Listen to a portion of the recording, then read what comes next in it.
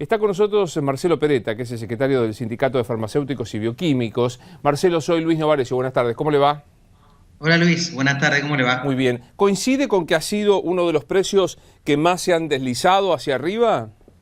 Sí, de hecho nosotros lo hemos alertado eso porque habíamos evaluado que se habían incrementado los precios, los laboratorios, ¿no es cierto?, que son los que fijan los precios de los medicamentos en nuestro país, los habían aumentado entre diciembre y enero y parte de febrero en forma injustificada, o sea, mucho más que la propia devaluación o mucho más que la propia inflación, ¿no es cierto? Respecto de aquellos precios que se acordaron y que fueron anunciados por el ministro de Economía y también por parte del gabinete, ¿se retrotrajeron como se había dicho? Lamentablemente no, Luis. Yo creo que ellos, digamos, ya sabían inicialmente que no iban a tomar la decisión de bajar los precios porque eh, finalmente nosotros en el mes de marzo complementamos nuestro informe analizando si se bajaban los precios al 31 de diciembre, como era el acuerdo, más un 4%, y eso no ocurrió. Inclusive emitimos un listado de medicamentos de consumo masivo y de patente vencida, o sea que son medicamentos que son muy económicos de hacer, que podrían tranquilamente bajar su precio a las condiciones acordadas con el gobierno. Me refiero a aspirinetas o Ujú. paracetamol, ibuprofeno, el propio clonazepam, que es un ansiolítico de los más vendidos, o la amoxicilina es el antibiótico más prescrito en nuestro país. Todos estos con patente vencida y sin embargo no solo no bajaron el precio, sino en algunos casos lo aumentaron en el mes de marzo. Por eso nosotros volvimos a alertar respecto de esta situación y pedirle a los laboratorios que tienen una rentabilidad más que importante con el tema de los medicamentos, se ayornen a este pedido que hace el Estado a través de la Secretaría de Comercio de acomodar su rentabilidad a a un porcentaje razonable e inclusive tratar de mejorar el porcentaje a la propia farmacia, que es la que está pasando dificultades financieras, ¿no es cierto? ¿Usted cree que este no volver los precios atrás se debe a qué? ¿A una obcecación de los fabricantes, de los laboratorios, o hay alguna razón económica, Marcelo, para que esto no suceda? No, económica, yo le acabo de decir, Luis, sale centavos hacer estos medicamentos. O sea, por supuesto que si habláramos de un medicamento oncológico, Claro. si un retroviral, un medicamento novedoso, sin duda ahí le diría sí, porque hay toda una investigación y desarrollo atrás que es muy costoso. Entonces ahí no podríamos negar el aumento y el incremento. Pero en el tema de la mayoría de los medicamentos que se consumen en la Argentina, no hay ninguna razón económica, incluso el dólar, la incidencia del dólar ahí no supera el 15%, así que tampoco por el lado del dólar hay un argumento. Yo creo, y nosotros en estos sindicatos lo hemos evaluado, que ellos daban este compromiso y como es difícil, resulta difícil comprobar fehacientemente la baja de algún medicamento y como fue confuso porque aumentó pero después se debía retrotraer, pero se autorizaba un aumento del 4%, yo creo que ellos sospecharon que no se iba a descubrir esto y iban a quedar bien con las autoridades diciendo que sí que se retrotraían. Pero en realidad eso no ocurrió. El paciente que consume mes a mes su medicamento sabe qué precio tiene, porque todos los meses tiene que comprar el mismo, se enoja con el farmacéutico porque cree que el farmacéutico es el que le cambia el precio o no le baja el precio, Claro. porque es la televisión que el precio tiene que bajar, y por supuesto nosotros nos vimos en la obligación de hacer este informe y ahora ya tomó estado público y todo esto ya ha sido corroborado incluso por otras instituciones de esta no baja de los precios, ¿no es cierto? ¿Qué pasa con la provisión, Marcelo, de los medicamentos? ¿Hay faltantes? ¿Hay algún tipo de problemas? Bueno, por suerte esto se ha normalizado bastante, porque recordemos, Luis, que durante todo el año pasado, inclusive el 2012, también tuvimos algunas demoras con respecto a los medicamentos que vienen importados, ¿no es cierto? Y que son los de alta complejidad principalmente, y se vieron demorados y eso puso en riesgo la salud de algunas personas. Por eso nosotros pedíamos una vía exclusiva y rápida para los medicamentos, porque no puede demorarse el ingreso de estos productos, a diferencia de los televisores y los celulares o otro tipo de tecnología o automóviles que sí pueden demorar un poco más.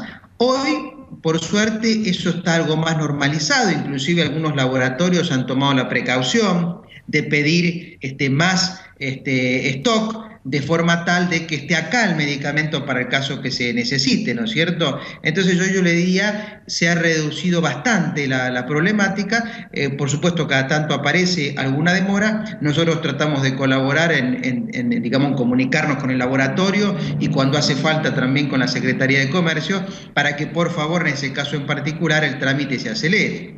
Marcelo, cuéntenos cómo ha reaccionado el cliente, el habitual cliente de las farmacias con los aumentos, se ha retraído, elige más. Volvimos a la época que compraba de 3 medicamentos, solo 2. Cuénteme cómo está el mercado en sí, vistos del lado del mostrador del farmacéutico. Bueno, algunos pacientes han dejado de comprar sus medicamentos y esto es preocupante porque en muchos casos son medicamentos que necesitan el uso crónico, el uso continuo, o sea que todos los días debe tomar su medicamento y esto por el aumento del precio. En concreto, para llevarle datos concretos, entre el 5 y el 7% se redujo las ventas en la farmacia entre diciembre y marzo. Con lo cual eso es una alerta y obviamente tiene que ver con el aumento de precios. Por eso nosotros estamos recordando la vigencia de la ley de medicamentos genéricos, de la ley de prescripción por medicamentos genéricos, y le estamos recordando a la población que consulte a su farmacéutico, su profesional farmacéutico, ¿no es cierto? Ese que tiene la matrícula y el título indicado ahí en la farmacia, y que él encuentre un sustituto, un medicamento equivalente, tenga por supuesto lo mismo que le prescribió su médico, pero a un precio más económico, y por suerte tenemos muy buenos laboratorios argentinos que producen con muy buena calidad a muy bajo precio porque no gastan tanto en publicidad y trasladan el bajo costo a los consumidores. Entonces estamos recordando esto, que es un instrumento importante, Luis. Me quedo pensando esta baja, ¿no? Entre el 5 y el 7% que ustedes están notando, el gran temor que uno tiene cuando se produce este tipo de retracciones, que pueden verse afectadas las fuentes de trabajo. ¿Hay algún tipo de temor? Por supuesto que sí, nosotros lo ponemos alerta porque, por supuesto que sí, cada vez que ocurren estas bajas, se termina cerrando alguna farmacia, se termina quedando algún farmacéutico sin trabajo, porque recordemos que el farmacéutico ya no es el dueño de la farmacia, es el director técnico, responsable, profesional en relación de dependencia, que se queda sin trabajo y tiene que buscar otro trabajo en otra farmacia, ¿no es cierto? Por eso siempre alertamos esto en defensa de la fuente laboral, repito, cuando se baja un precio, cuando se baja el consumo de medicamentos, se perjudica, por supuesto, la fuente laboral de la farmacia, pero también se está perjudicando la salud de la población, porque hay que indagar qué paciente está incumpliendo el tratamiento y a mediano o largo plazo va a terminar con una nueva dolencia de salud o con una nueva consulta médica o con una nueva enfermedad, tal vez internado en algún hospital, producto de no haber podido pagar y no haber cumplido su tratamiento, ¿no? Claro, totalmente. ¿Cómo está hoy? Pues digo, la verdad que la farmacia, vista del lado de los farmacéuticos, han sido castigados por un montón de hechos, ¿no? Digo, como cualquier comercio en la Argentina, por la presión tributaria y demás, pero también por los márgenes de ganancia que se han achicado. Digo, hoy, y sé que la pregunta es muy genérica y no sé si corresponde, pero la hago para ser gráfico. Hoy, ¿conviene abrir una farmacia? Digamos, ¿es una expectativa posible o es cada vez más difícil pensar en abrir una farmacia para un profesional farmacéutico? Mire, Luis, aquel sueño que tenía algún estudiante de farmacia de decir, bueno, me esfuerzo, me recibo de farmacéutico, me pongo mi propia farmacia porque ya tengo garantizado mi sustento económico, terminó. Ese sueño terminó. Ya hoy las farmacias son para grupos corporativos que tienen recursos para solventar y tener espaldas, digamos, para manejarse con una muy baja rentabilidad que dan los laboratorios, porque los laboratorios tienen absolutamente todo el control del medicamento, lo producen y también fijan el precio, fijan su precio de venta como laboratorio, pero también fijan el precio de venta de la farmacia. Entonces, que es muy bajo por otra parte, y que hace que sea muy, muy difícil sostener la rentabilidad de la farmacia, con lo cual los grupos corporativos, por eso aparecieron estas cadenas y que son cada vez más, o a veces los propios laboratorios tienen farmacias y, digamos, instalan farmacias.